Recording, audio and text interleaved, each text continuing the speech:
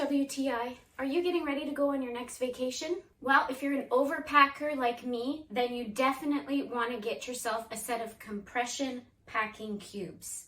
I'm always wanting to make sure that I have enough outfits for my getaway to suit whatever the weather brings and whatever mood I might be in for that particular day. These ones fit the bill by NICOSHOW. I got 3 different sizes in the set: a large, a medium, and a small.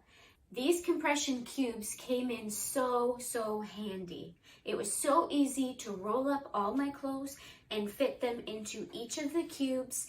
When I put the cubes in my luggage, there was room to spare, which never would have happened if I didn't have the compression component of these packing cubes.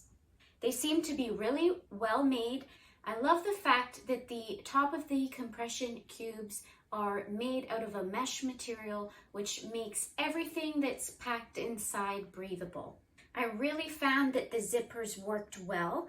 Just be careful that you don't overstuff.